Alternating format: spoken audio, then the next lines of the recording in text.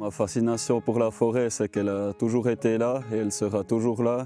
Et il y a des grands défis à relever dans l'avenir et puis c'est intéressant de travailler avec ça.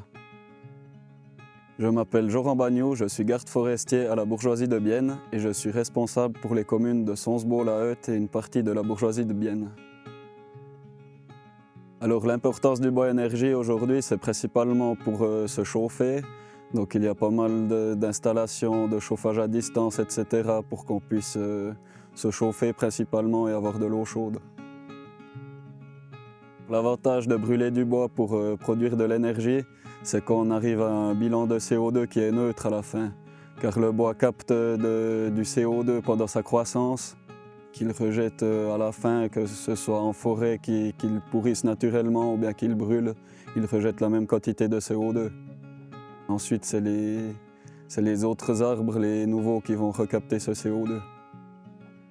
Dans nos forêts actuellement, il y a assez de bois, oui. On a encore de la marge, on peut encore construire plusieurs chauffages à distance par exemple, ou utiliser encore plus ce bois pour se chauffer. Car actuellement, le bois qu'on récolte en forêt, il y a seulement 40% à peu près qui partent dans les chauffages à distance.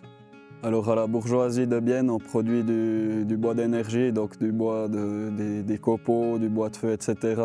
On en produit environ entre 3 et 5 000 m3 par année. Les forêts ne sont pas uniquement exploitées pour le bois d'énergie, donc le bois de bonne qualité, on va l'utiliser pour faire des constructions, de la menuiserie, etc. Et ensuite le bois de qualité seconde, on va plutôt l'utiliser pour le bois énergie.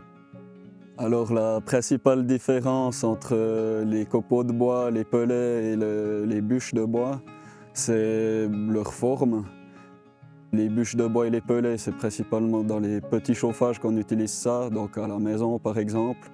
Et puis les copeaux de bois sont plus facilement utilisés dans les grands chauffages à distance par exemple, qui peuvent chauffer des quartiers, voire des villages entiers.